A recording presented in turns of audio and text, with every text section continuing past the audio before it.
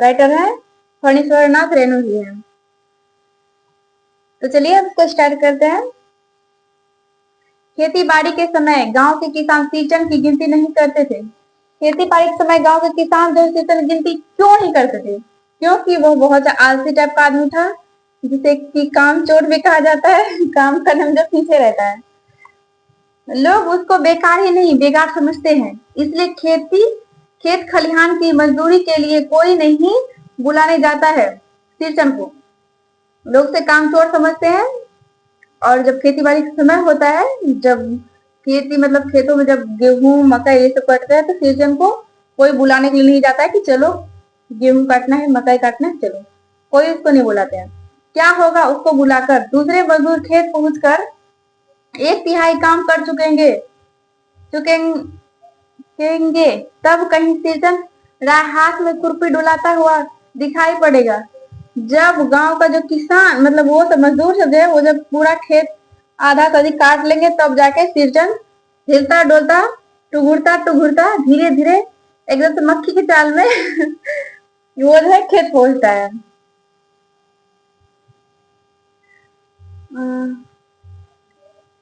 पगडंडी पर तौल तौल कर पांव रखता हुआ धीरे धीरे मुफ्त में मजदूरी देनी हो तो और बात है। यानी कि धीरे धीरे जब सारा काम हो ही जाएगा तो मजदूरी मतलब किस बात का उसे मजदूरी दिया जाएगा। इसलिए यहाँ कहा गया है कि मुफ्त में मजदूरी देनी हो तो और बात है, मुफ्त में देना हो तो तीरचंद राय को बुला लिया जाए काम में। ऐसा इसके गांव का मतलब कि मजदूर का कहना था। आज सीजन को मुफ्तखोर कामचोर या चटोर कह ले कोई। मुफ्तखोर काम चोर जो काम करने में मतलब पीछे रहता है।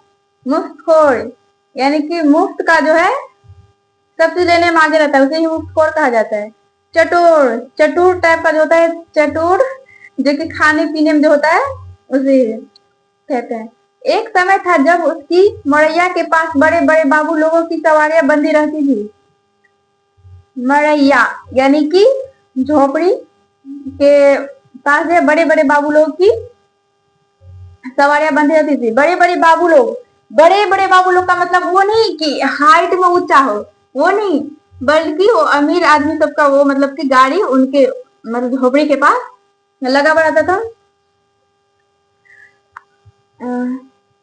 उसे लोग पूछते ही नहीं थे, उसकी खुशामद भी करते थे।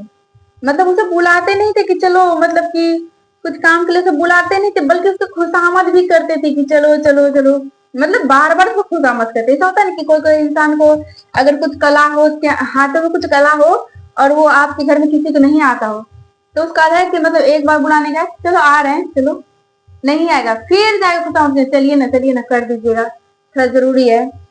तो मतलब कि बार बार खुशामद करना होता है।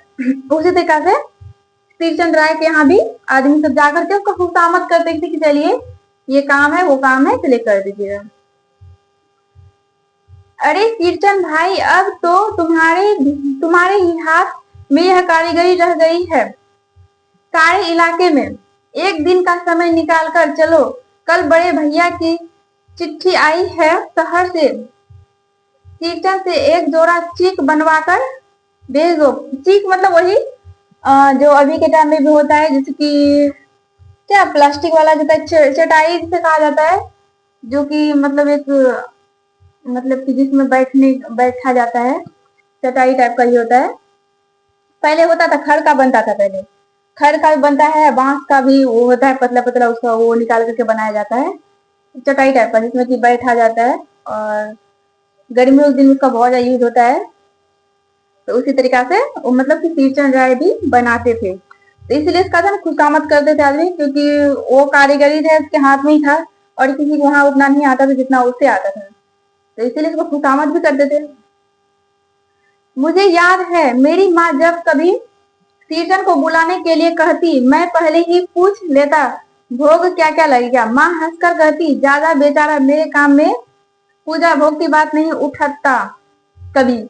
ब्राह्मण टोली के पंचानंद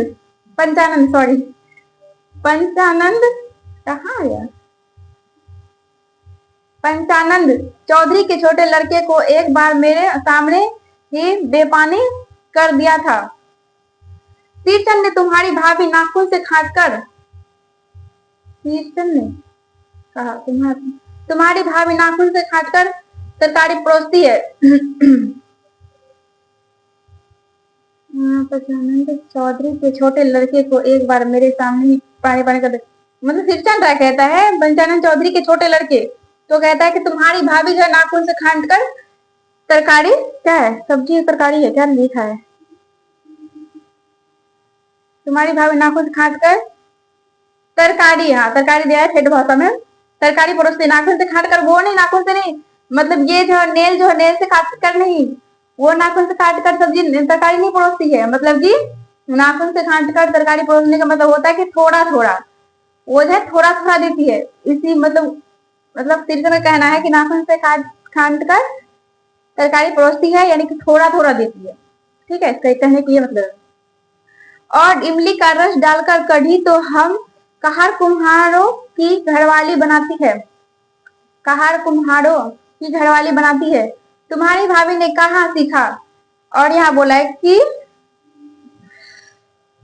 और इमली का रस डालकर कढ़ी तो हम कहार कुम्हारों की घरवाली बनाती है, तुम्हारी भाभी ने कहाँ सीखा। शीर्षन कहता है कि कहार कुम्हारों की घरवाली बनाती है इमली का रस डालकर तरकारी, तुम्हारी भाभी ने कहाँ सीखा, ये कहता है शीर्षन।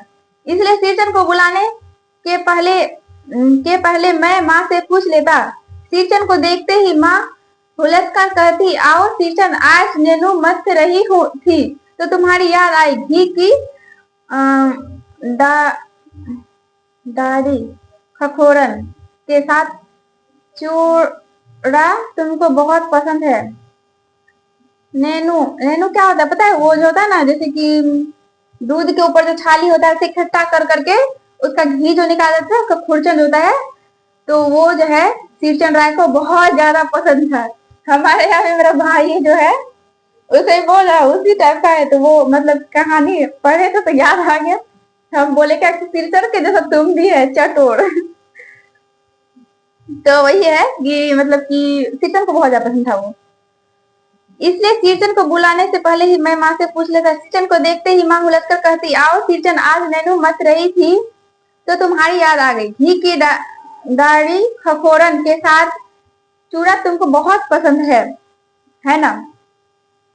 और बड़ी बेटी ने ससुराल से संवाद भेजा है, उसकी ननद रूठी हुई है मोती की शीतल पार्टी के लिए। शीर्षन अपनी पनियाई जीभ को संभाल कर हंसता, घी की सौंधी सुगंध सुनकर ही आ रहा हूँ भाभी।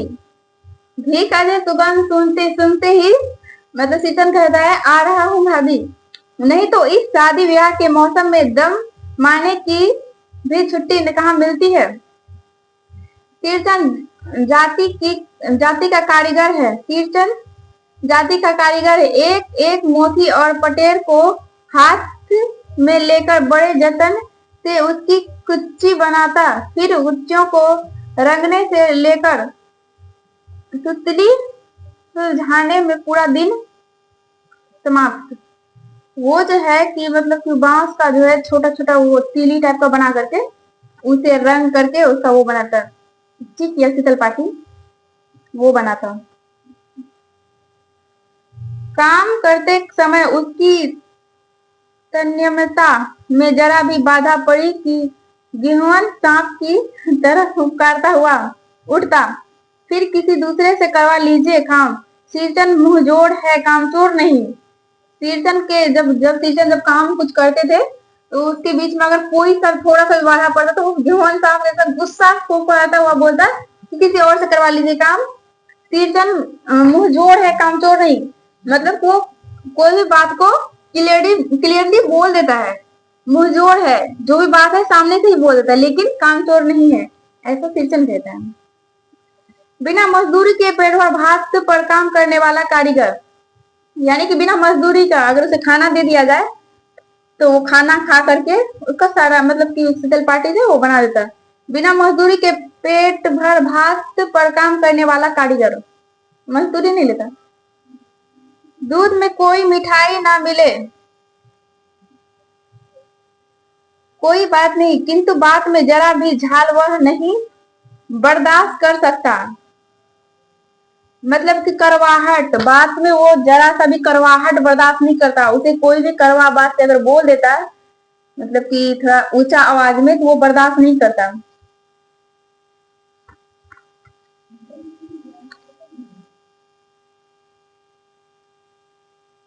शेषन को लोग चटोट भी कहते समझते हैं।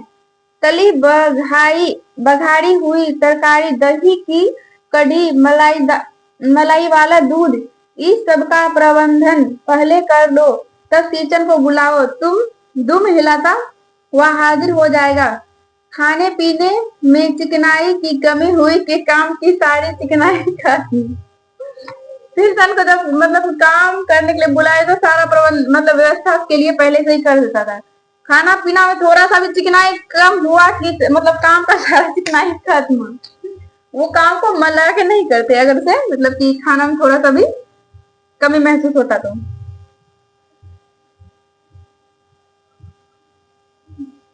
काम की सारी चिकनाई खत्म। अधूरा रखकर उठ खड़ा होगा। आज तो अब अधकपाली दर्द से माथा टंटना रहा है।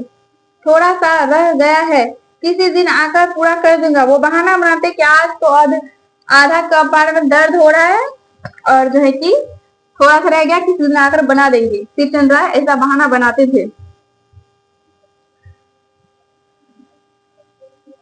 किसी दिन माने कभी नहीं, किसी दिन आके कर देंगे, मानो कभी नहीं। दोबारा से वो आते नहीं थे काम करने। मोती घास और पटेर की रंगीन फिसल पाटी, बांस तीलियों की झिलमिलाती चीख, सतरंगे। पहले मतलब कि पहले सच में देखने के साथ खर्ज होता है, जो मतलब खर्ज होता है उसका भी पहले चिटाई बनाया जाता था। अब कहाँ देखते हैं, बचपन में ही तो देखे थे, अब नहीं देखा, देखने को मिलता है। अब तो वो सब जो आता है प्लास्टिक का, वो सब मतलब कि बना जाता है। लेकिन वो वाला जो पहले मिलता था खड़ वाला फिसल पार्टी जिसे कहा गया इसमें, हमको तो वो भी पता नहीं फिसल पार्टी कहा जाता है, वो भी पता नहीं था। अब देखने के लिए वो सब नहीं मिलता है सच में। वो मतलब जितना जितना भी कारीगर था पहले का, वो तो सारा खत्म हो गया। अब नया जमाना को नया आदमी सबको उतना कुछ नहीं आता है। पहले का बहुत ज्यादा कलाकार सब आदमी था, लेकिन टेक्नोलॉजी वाला आदमी सब था।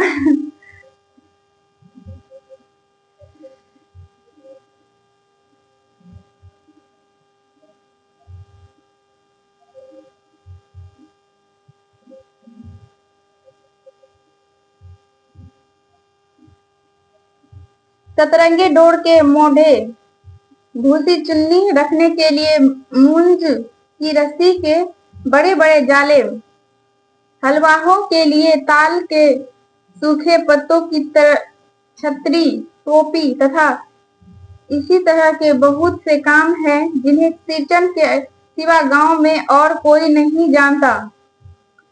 यह दूसरी बात है कि अब गांव में ऐसे कामों को बेकार काम समझते हैं लोग। बेकाम का काम, जिनकी मजदूरी में अनाज या पैसे देने की कोई जरूरत नहीं।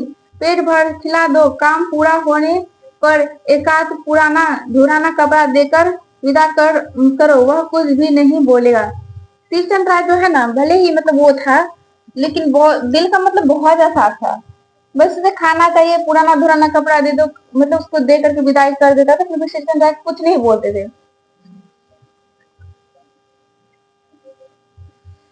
मिलते हैं अगले वीडियो में, तब तक के लिए जय हिंद।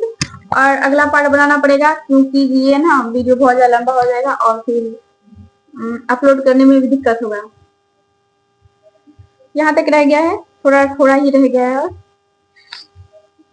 थोड़ा नहीं तो बहुत ज्यादा है। मिलते हैं अगले वीडियो में, तब तक के लिए जय हिंद।